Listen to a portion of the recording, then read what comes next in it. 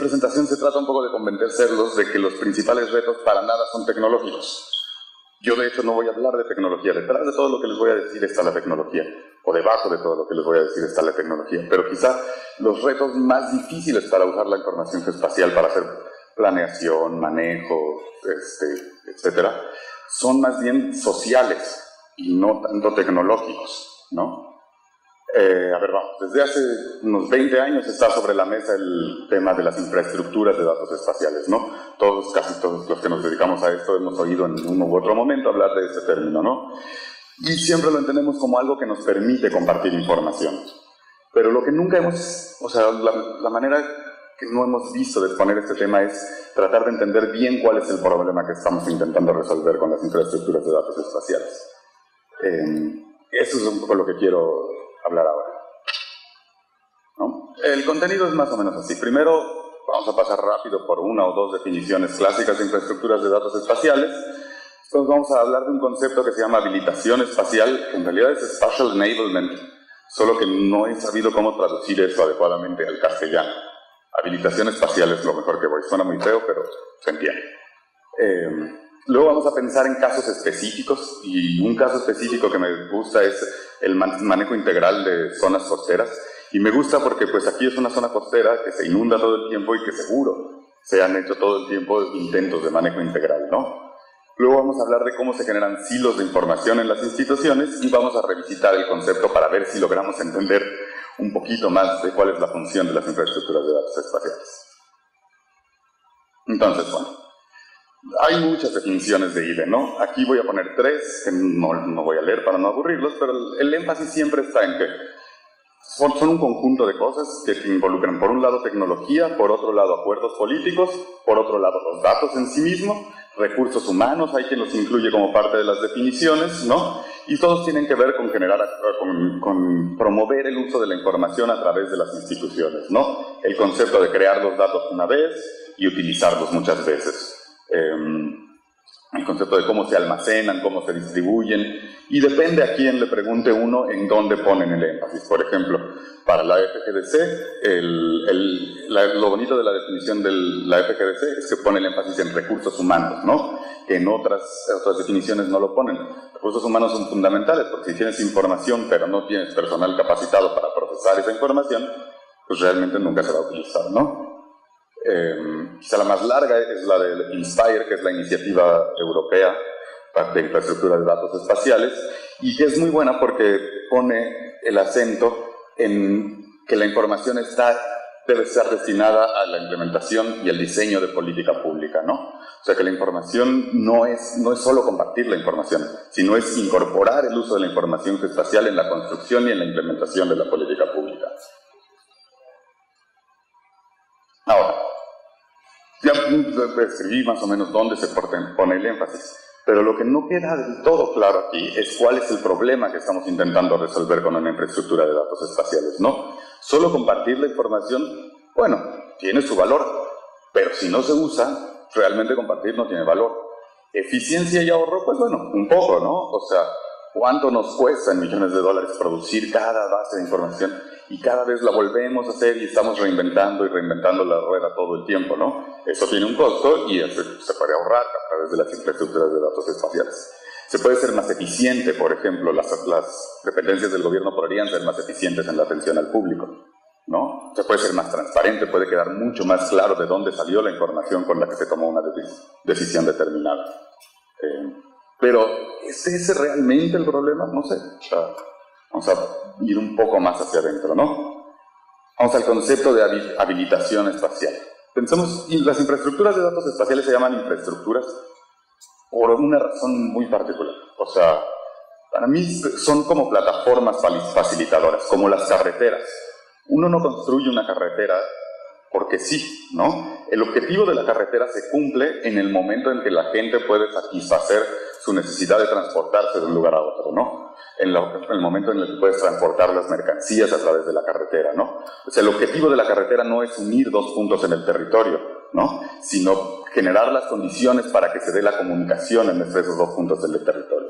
Eso es un poco lo mismo con las CIDES, ¿no? La realización de los objetivos de las CIDES se ve en el contexto de los procesos que se ven facilitados cuando tienes una infraestructura de datos espaciales, ¿no? Entonces, muy concreto, vamos a hablar de la habilitación espacial como en el momento en el que en un proceso de gobierno o de investigación estás usando efectivamente la información espacial para la consecución de los objetivos de ese proceso. ¿A qué me refiero con efectivamente? O sea, que se incorpora, que casi no se tenga que pensar, ¿no? Que no tengas que pensar, ¿de dónde saco esto? ¿No? Sino que automáticamente el proceso absorba, asimile la información de todas las fuentes que se necesitan y genere sus propios resultados. Entonces, aquí es donde nos conviene movernos para entender esto a algún proceso específico con el que estemos familiarizados, ¿no? Y algún proceso específico que tenga que ver con la interfase entre varias dependencias del gobierno, por ejemplo, ¿no? Se me ocurre que podría interesarles el manejo integral de zonas costeras. Yo no soy un experto en manejo integral de zonas costeras, de hecho sé bastante poco, pero entiendo que estando en Tabasco y siendo una zona costera que tiene intereses mezcladísimos, petroleros, pesqueros, comerciales, inmobiliarios, etcétera, pues va a ser una cosa con la que ustedes pueden familiarizarse, ¿no? El manejo integral de zonas costeras pues tiene todo tipo de complejidades, ¿no? Hay un montón de leyes que convergen en la zona donde se encuentra el océano y la tierra, ¿no? Las leyes del océano, las leyes de la tierra, los catastros, ¿no? Convergen varios órdenes de gobierno, los municipales, estatales, federal, por supuesto, inclusive las leyes internacionales, ¿no? Las zonas costeras no respetan las fronteras de los estados, ¿no? De la República, entonces, pues, o sea, tienes no solo varios órdenes, sino diferentes gobiernos establecidos sobre ellos. Hay una complejidad de intereses sobre esos lugares, los intereses comerciales, etc., ¿no? Y además hay una complejidad institucional montada sobre eso. Hay un montón de agencias de gobierno de los distintos órdenes regulando e implementando política pública sobre pedacitos de cada uno de los pedazos que tienen injerencia sobre el manejo integral de la zona costera, ¿no? Entonces, este es uno de los casos paradigmáticos en donde las infraestructuras de datos espaciales juegan un papel importante, o podrían jugar un papel importante. Lo que tenemos es un conjunto de actores desarticulados, todos ellos tomando decisiones sobre un mismo lugar del red, ¿no? Todos, o sea, el Departamento de Pesca, el Catastro, la Marina, etcétera, todos están tomando decisiones sobre el mismo lugar, pero están operando desarticuladamente, ¿no? Por supuesto que la forma más evidente, quizá, de articular eso es reorganizar todo el marco legislativo, ¿no? Reorganizar el marco institucional para que tenga más sensatez respecto al problema que están intentando resolver. El problema es que eso es prácticamente imposible, ¿no? Hay que modificar un montón de leyes, rehacer las instituciones, y eso pues es poco realista esperar que pase, ¿no? Otra forma de articular eso es pensando en que podrías unificar la visión territorial y muchísimo más específicamente podrías unificar los datos sobre los que cada institución está tomando sus decisiones, ¿no? Quizá unificar la visión territorial es ir demasiado lejos, pero unificar la codificación en datos de esa visión no es demasiado difícil, por lo menos no es imposible de pensar. Vamos, en cada una de las dependencias que estén tomando decisiones sobre el territorio ocurre una cosa parecida a esta, ¿no? Tienes procesos de planeación, procesos de gestión, que es administrar el día a día, ¿no? Y hay un flujo de información entre la gestión y la planeación, ¿no? De la gestión se levantan los datos y de la planeación bajan políticas, leyes, etcétera, hacia la gestión que le dan forma, digamos, a las actividades del día a día, ¿no? Cuando tienes todas estas redes articuladas de actores organizando el territorio, lo que tienes en general es silos de información, ¿no? O silos de toma de decisiones, en este caso. Son 3 veces el mismo dibujito que vieron en grande, donde no hay ninguna conexión entre ellos, ¿no?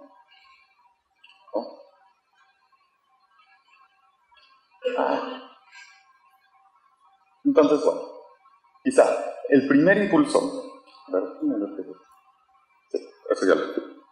el primer impulso siempre que tiene alguien para resolver este problema es Lo que necesitamos es construir un sistema de información geográfica para resolver el problema de la gestión integral de tal, ¿no? Siempre, siempre, siempre, ¿no? Y hay un problema grande aquí. Es el sistema de información y gestión integral son dos conceptos que están peleados entre sí. O sea, no existe tal cosa como un sistema de información geográfica para la gestión integral de nada. ¿Por qué? Porque los sistemas de información, por ejemplo, como el que nos platicabas tú hace rato, están orientados a hacer una cosa adentro de una organización. Para diseñar un sistema de información necesitas un contexto organizacional, necesitas un objetivo, ¿no?, donde insertar ese sistema. Cuando estás en la interfaz entre instituciones, no tienes ese contexto organizacional que le dé forma a tu sistema. Pero además, las bases de datos, donde ahí lean bases de datos, en realidad quiere decir sistemas de información.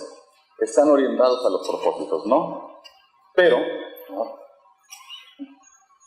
el manejo integral, por otro lado, está orientado a trabajar en las interfaces de las instituciones, no hacia el interior de una sola institución, ¿no? Entonces lo que necesitamos es una idea distinta, ¿no?